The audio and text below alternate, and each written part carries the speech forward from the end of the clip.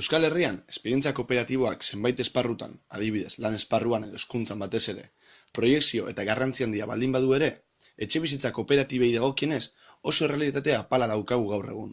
Edonola ere, ez da beti horrela izan.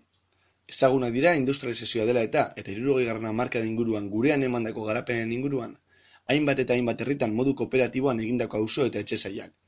Baina gaur egungo errealitatea ez da hori.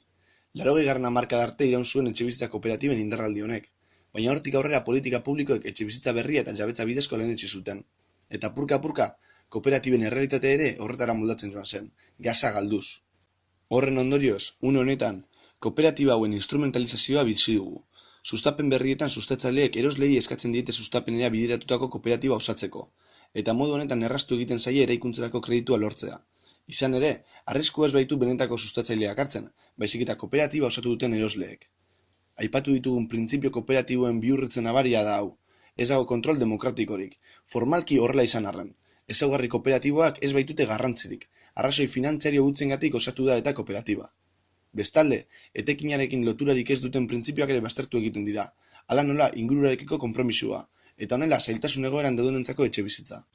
Etxebizitzaren inguruko lan honetan esan izan dugu gure kasuan jabetza transferentzia eredua dela erabat nagusi.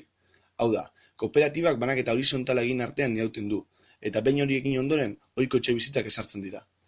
Krisi testuinguruak askartu egin zuen kooperatiben aukera, baita paradigma aldaketaren beharra ere. Etxebizitza berria eta jabetza bidezkoa ez ziren aukera optimoa, baina honek trantsizio politiko falta izan zuen. Egia da jarduera kooperatiboen ikuspegitik, gizarte ekimenak ez duela politikaren zain egon behar, eta errealitatea bere kasa aldatzeari ekin ohi diola. Baina egia da halaber, etxebizitzak inbertsio handiak eskatzen dituela, herritar normalek sekula egingo duten handiena, eta sustapen publikorik ez egoteak, eta ingurune hurbilean erreferentziarik ez edukitzeak dakarren segurtasun faltak ez duela bereziki laguntzen. Hori dela eta funtsezkoa da ingurune egoki bat prestatzea, honelako ekimenak sortzen has daitezen. Lehenik eta behin argitu behar da erabilera lagapeneako kooperatibak sortzeko arazo juridikorik ez dagoela. Baina hori horrela izan da ere, errekonozimendu juridiko zehatzik ere ez zegoela. Gabezia hau konpontzeko asmoz, Euskal Autonomia Erkidegoan jaso zen lehen aldiz figura juridiko hau, etxebizitza legearen proiektuan. Errekonozimendu juridikoak segurtasun faltari konponbidea eman aldio, baina soilik neurri batean. Ez da nahikoa izango beste etxebizitza paradigma batera joateko, edo etxebizitza kooperatiben modalitate berri bat aukera moduan erabiltzeko. Kooperatiba hauek onuragarri izan daitezen egungo egoera gainditu egin behar da, eta noski, araubidezko zenbait neurri ezartzea beharrezkoa da. Alde batetik eta hasteko, errekonozimendua bera. EAEn tramite bidean zegoen lege proiektuak zabaltzen zituen aukeren bidetik.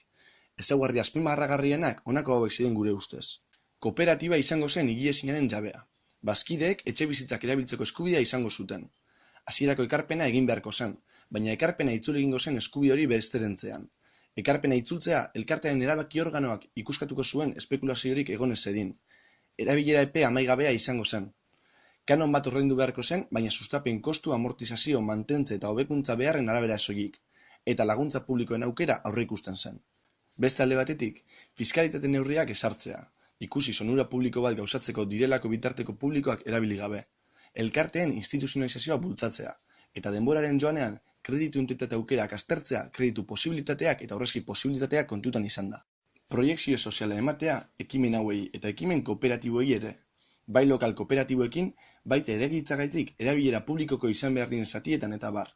Ekimen sozialari sakonera handiagoa eman, etxebizitza eskubidearen ikuspegitik, irabazia mugatuz edo irabazi asmorik gabeko aukerak aurreikusiz, edo azkenik, hedapen lan publikoa egitea aukera hauek ezagutu eta eda daitezen. Honako adibide hauek erakusten digute esklusio arriskuan daudenentzako aukera berriak sortzea posible dela. Legeak berak aurreikusten zuen eskubide subjektiboekin konbinatuaz eta ez soilik etxebizitza eskubidea bermatuaz, baita bizibidearekin edo lanarekin lotzen bada ere. Proiektu hauek eraikuntza berrian oinarritzen direla dirudi, baina ez du zertan horrela izan behar. Zaila dirudi egun dauden etxebizitzetan honelako bide bati ekitea utzi dauden eraikin birgaituetan ez bada. Beraz, ikuspegi kooperatibo batetik etxe hutzen gaiarekin lotuz, etxe hutzen gestioen kooperazio aukerak aztertzeare komenigarria izan daiteke une honetan, bitartekaritza publikoa iresten ez den lekueta iritsi ahal izateko. Bertan, etxe jabe, entitate publiko lokalak eta etxe beharrean direnak elkar daitezke.